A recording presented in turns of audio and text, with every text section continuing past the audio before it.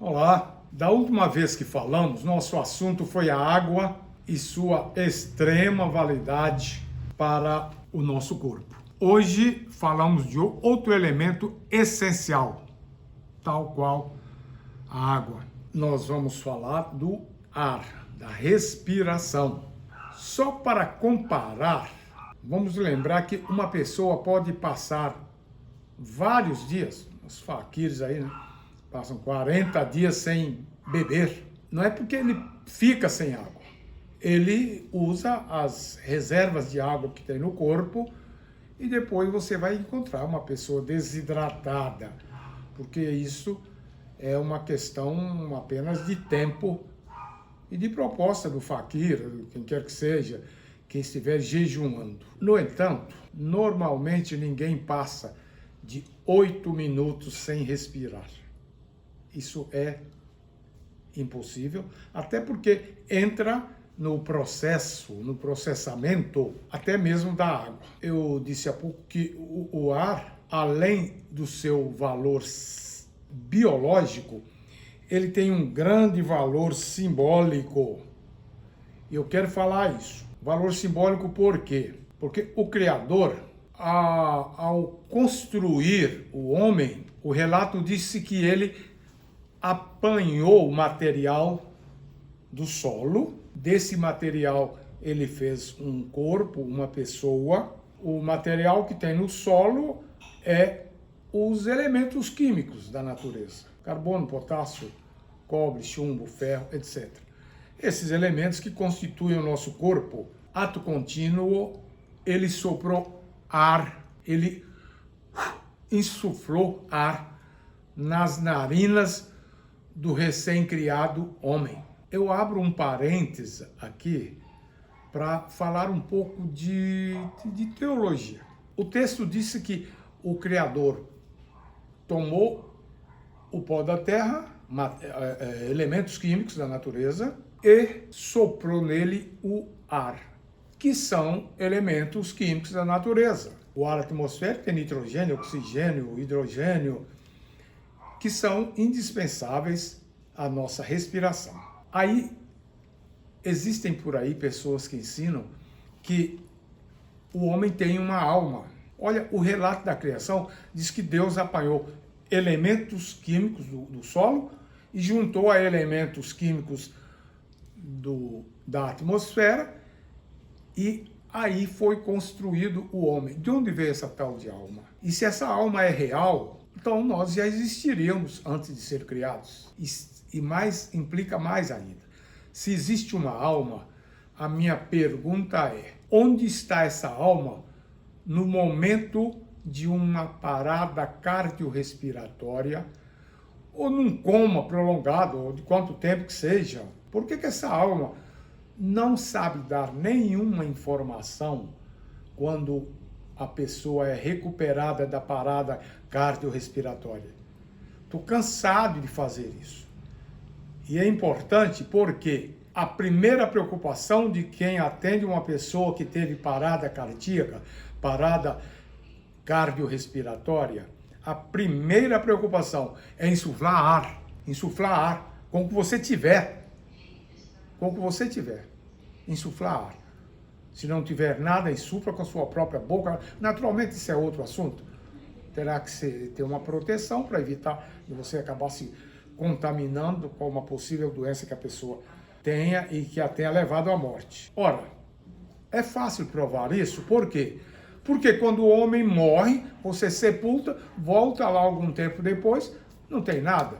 Tudo foi reabsorvido no próprio solo.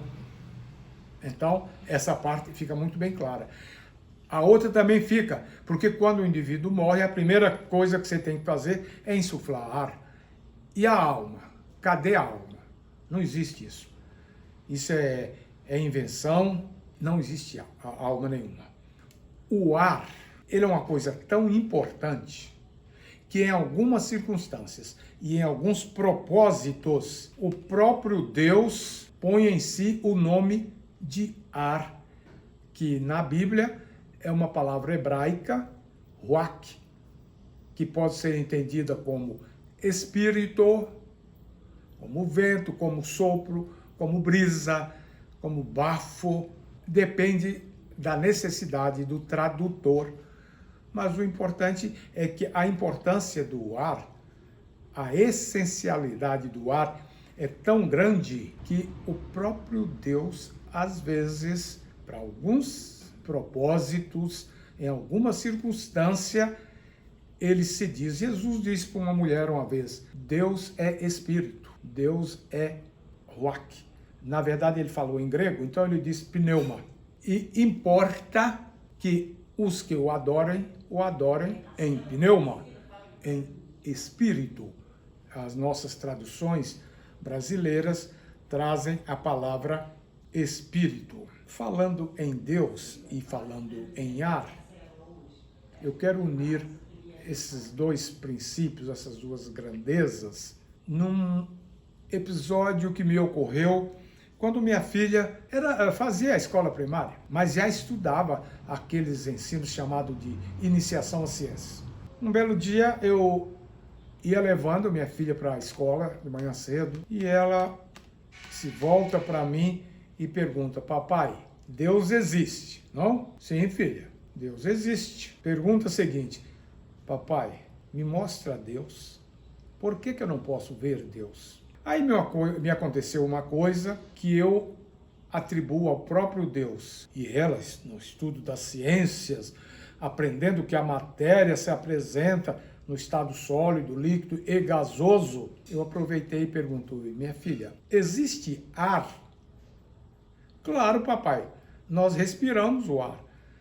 Eu falei: então, querida, me dá um punhado de ar aqui na mão para eu ver, me mostra o ar. Ah, papai, já matei a charada.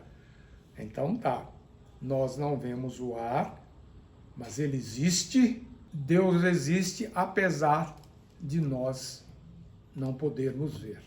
Nós não estamos aparelhados para isso. Trata-se de natureza diferente da nossa. Bem, fechando esse parêntese, qual é o valor da respiração para nós? Lembrando que a respiração tem duas fases. É a inspiração, isto é, eu ponho o ar para dentro do pulmão. E a expiração, eu ponho o ar para fora. Respirar é uma coisa muito séria, muito importante. Eu já vi pessoas que têm problema de oscilação de pressão. Quando a pressão sobe muito, ele respira profundo, a pressão retorna ao equilíbrio. E nesses casos, uma boa coisa é encher o pulmão de 3 vezes. Começa, quando está completamente cheio, solta o ar pela boca. É bem assim. A gente deve sempre inspirar pelo nariz, porque o nariz tem umas estruturas que põem o ar na temperatura ótima para ele chegar ao pulmão. A respiração, então, tem essas duas fases, e para a gente entender bem, vamos lembrar, os líquidos do corpo, como o sangue, para funcionar, dependem da quantidade de hidrogênio que tem no sangue. A essa quantidade, nós damos o nome de pH. É uma expressão latina em que P é potência e H é hidrogênio. Então, nós dizemos que as pessoas têm um pH entre 7 e 7,4. Quando o pH fica muito mais baixo, a gente diz que ele está fazendo uma alcalose, ou que está indo para uma alcalose. Quando ele fica muito alto, indo para 8, a gente diz, desculpa, eu falei ao contrário, a gente diz que ele está fazendo uma acidose. Quando ele sobe, é que se diz que é alcalose. Esse equilíbrio se chama exatamente equilíbrio ácido básico, que é controlado por 2 órgãos, o pulmão e o rim. Nesse momento, nos interessa o pulmão. E não precisa saber equilíbrio ácido básico. Mas quando você está cansado, que você precisa de respirar mais rápido, é para entrar ar mais rápido, para chegar oxigênio mais rápido no corpo. nas células. Nós vamos ver nesse estudo agora também como e por que a nossa dependência da respiração. Dentro das nossas células, todo o nosso trabalho, todo o nosso movimento depende inicialmente da célula. A célula forma a fibra forma o músculo, a célula forma o osso, a célula forma os tendões. Tudo depende da célula, tudo é célula. Nós somos uma infinidade de células. Como é que a célula executa seu trabalho? A célula é nutrida por dois elementos, oxigênio e glicose. Como estamos falando de respiração, vamos falar do oxigênio.